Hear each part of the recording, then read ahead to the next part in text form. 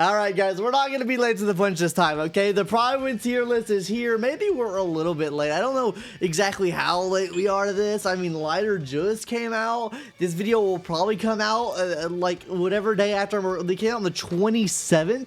It's the it came out today. Great timing on my part, guys. This is gonna come out tomorrow. This is gonna come out the 28th. This is gonna be amazing. Famous last words before I actually don't get this edited. Right now, let's go ahead and talk about this tier list, guys, because we've had a couple of movements, namely Rena here, a weird marker. This got moved as well, and then we got him added to the list. Now, I actually do think there are some more changes as well. After playing more with Yanagi, I do kind of want to make some more changes with this tier list because I do have more playtime with her now. I don't have Lighter on my account, so maybe a little bit of an L there. So I really haven't got to test him out that much, but I will put I think my opinion on him too. But I want to go ahead and start off here with the support first. And guys, it happened. I said it last time. I literally said it last time. I said I think that Rena should be up here. People in the comment section were absolutely coping on this. Can I pull the comments up for this video real quick? Because people were on my ass about moving Rena up a tier. Oh, don't mind that. The video is doing ass for Sunday. Hey, go watch that video if you want to know how to build Sunday, guys. Like, bro said, you deserve some cookies for that Rena confidence into you, even. She's objectively worse than Lucy or Seth with Yanagi. Hey, no way, bro. Okay, yeah, dude. Look, bro, you're on my ass. I love you, though, but you're on my ass for no reason. I've been saying it, guys. I have been saying it since the conception. Why did they get moved up, by the way? They got moved up because Rena is proving more popular choice for Yanagi teams. Oh, it has a solid position in the top in-game meta content. Yes, but she might need to go up again, and that's copium. I don't think she needs to go up again, okay? Hey, whoa, pump the brakes, Prydwyn. We're glazing a little bit too much. Do not glaze Rena like you guys glaze the fuck out of Bronya on your Honkai tier list, okay? We do not need to go down that route, okay? I think the move from her going from this tier to this tier, I think that's where she belongs. I do not think that she's on the level of either of these two right here. Why? Because I just think the buff that she's able to provide, the on-field like little minion she has as well, is really, really nice. Quick assist, everything like that, super nice. She has a really quick skill move and assist move that she can get in and out the field, puts defense on the enemy. I really don't think the buffs are necessarily holding up much for Rena here. So for that fact, I would just keep Rena here. I don't think that Rena is up in this tier right here. There is something over here that I disagree with, which we'll talk about in a second, but I don't think that she goes up here. I think this is a perfect placement for her. I don't think she's any better than Seth. That's what I said in my last video. I think she deserves to be on the same level as Seth. I don't think she's necessarily any better than Seth, though. Now, let's go ahead and talk about this next tier, the Breaker tier, because we got Lighter added to the game, guys. Now, my honest-to-God truth on Lighter here. He is the stun class. I really don't see him as that much of a good breaker.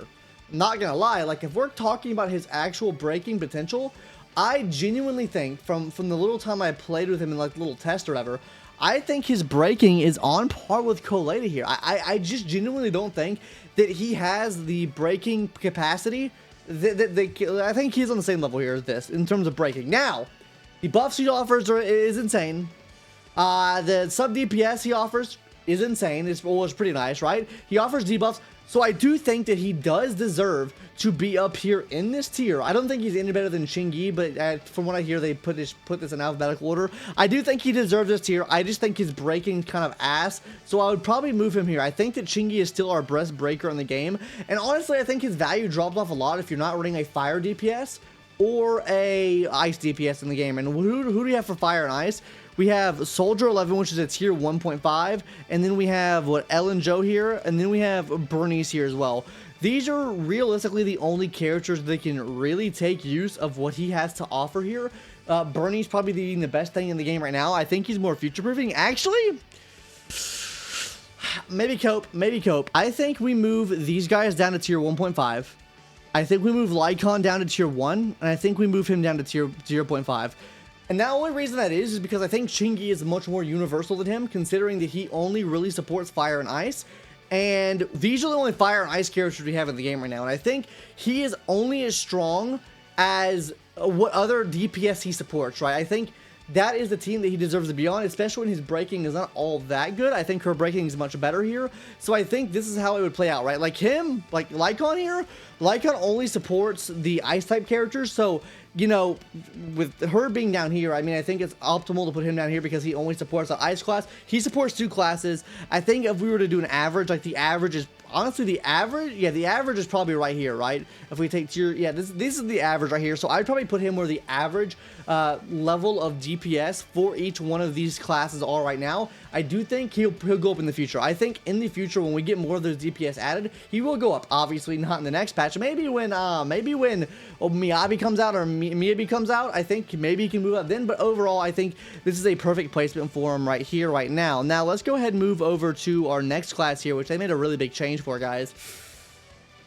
Why? I disagree with this. I want to see the reasoning. I do want to see the reasoning before I go full copium scent here. Despite Anomaly's power level on the archetype surging as a whole, Grace is seeing decreased play and success in in-game content. Yanagi's release has a significant impact on electric damage niche. She does more Anomaly damage. Can deal it immediately and has far more powerful team compositions, while it's such lowering Grace's... I disagree with that. I don't think that has anything to play. I genuinely think that Yanagi plays on a completely separate team than what Grace is. I know, maybe I brought up in the last video that they can play together, right? I played with them a lot. I don't think that. I think that she deserves to be on this tier, right? Now, if we're talking upfront DPS, this bitch wins 100%. She is clapping and snapping. I do think that she's really good. Honestly, what I would probably do is I would probably put Grace back up here in tier 1. I'd probably be moving her up over here. And what I would be doing is probably moving Anton over here, right? My main point here is that Anton and her work super well together. She helps build up Anomaly a lot and like kind of extends that Anomaly time for shock type, which allows him to do more damage with reprocking shock and stuff like that, and has more shock damage overall. She plays more off the shock, right? Whereas she plays off a disorder. Obviously, she plays off a shock, right? Yanagi is playing off a shock, but you realistically want other characters on the team that do other damage archetypes in the field that they're doing, right? Like, if we take her, for example, right? She is much more akin to, like, this character right here, or even, like, him, right? Because she takes Assault, and then whoever else you have Assault on the team, whether that be her or having her on the team to proc that Assault off, then that's where the big majority of the damage is coming from. Her majority of damage is coming from Disorder, meaning it's more beneficial to have 2 of these on the team so you're not getting that lowered value of Disorder to actually proc her main source of damage off. So for me, guys, honestly, truthfully and honestly, I would be moving Grace up to tier 1. I don't think that he belongs over here. I think it's copium that they put him on this level. On this, I'll probably put him up here, right? But I do only think he works. I think this is more of like a specialist category in my opinion, right? Because I do think that Anton does work pretty well if you were to put him on the side right here with the Anomaly DPS, because that's where I feel like he fits more in the niche at. Now, as far as Yanagi goes, I played a lot with more of the Yanagi guys, and yes, I do think Yanagi is super, super solid for AoE scenarios and like a lot of enemies. I would honestly put her on the same level as Piper. Genuinely, she's a strong DPS. Don't get me wrong. I think overall, I think Jane Doe is still a stronger DPS than her. Maybe I'm coping, right? Maybe I'm coping. Maybe it's the booba affecting my mind. I think though that Yanagi is a little bit worse than her, and the reason I say that is because Yanagi is relying so much on getting these disorder procs off in a timely manner, like getting both of them lined up to get these disorder procs off. I think her damage falls significantly if you don't have one on a team with Bernice. I think that Bernice is an absolute almost must-have with Yanagi. I guess I wouldn't say must-have. Like, it's a very nice to have with Yanagi. Right now, I don't have Bernice. I run my Yanagi with Piper here. And Piper, I keep on the field most of the time, then I pull Yanagi out to obviously do the disorder and stuff like that. Overall, I think it's a lot harder to get Yanagi to proc off good damage numbers of that when you have her on the team. I think timing's a lot more involved, and I also think that you're relying on having a much better or stronger Anomaly proficiency build to make that happen.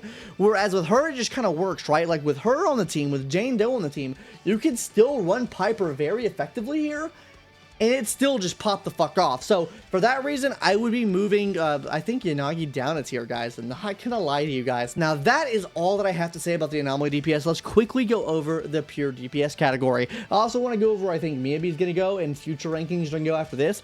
But right now, what I think this class is, I think this goes down. I don't see the... Actually, with Lighter in the game, I'd move it back up.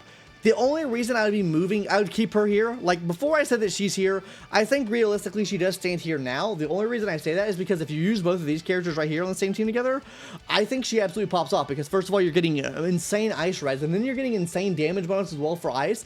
I think that Lycon and her work super well and synergize super well on the team together.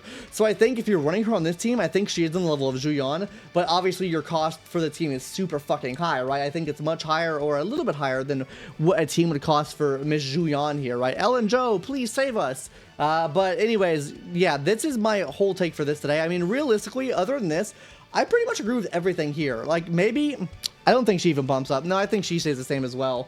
I don't think that Lighter gives her that much of a bump.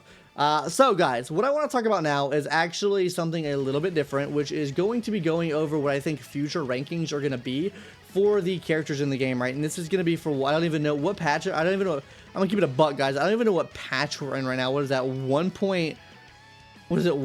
I don't know what patch we're in. Whatever the next patch is, 1.4/5, whenever, or 6. I genuinely don't keep track of the version numbers anymore. It's going to be one of those, right? Now, really quickly, where I think the new guy's going to go, the new archer guy's going to go, I think he'll be right here. I don't think he's anything super special. I think he'll probably go right here. Honestly, he could probably either go right here or right here.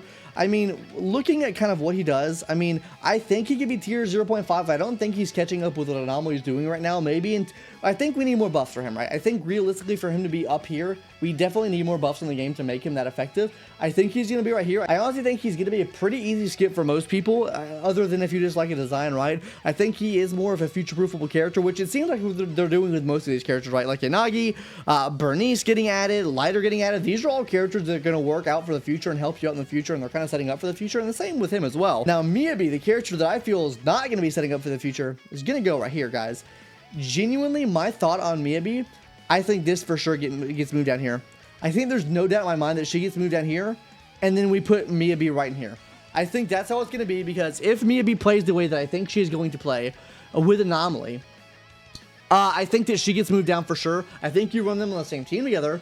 I still think she gets moved down, though. So obviously, I can't talk about leaks here or like what I kind of know about Miyabi, but I do genuinely think that, you know, I think Yanagi was already treading this line, but I think that Miyabi is going to be such a better DPS than what Yanagi is right now in terms of damage output and ease of eating that damage, that I think it's reasonable to say that we move Yanagi down a tier, move her up a tier, and then obviously this would be moved up here. But overall, guys, what did you think of my tier list today? Did you like it? Did you not like it? Anyways, let me know your thoughts on all of my things today in the tier list. Guys, I'll probably forget that I said this when I actually upload the video, so hey, if you say something, just know I might be fighting in the comment section. I don't know. Anyways, guys, go ahead and subscribe for the hottest absolute takes on the internet with gacha games anyways. So that's gonna do it for this video. I can't wait for gacha revenue PvP in a couple days. So yeah, see you guys there, I guess, or when I release the other HSR video. I don't fucking know. Bye, guys. See you later.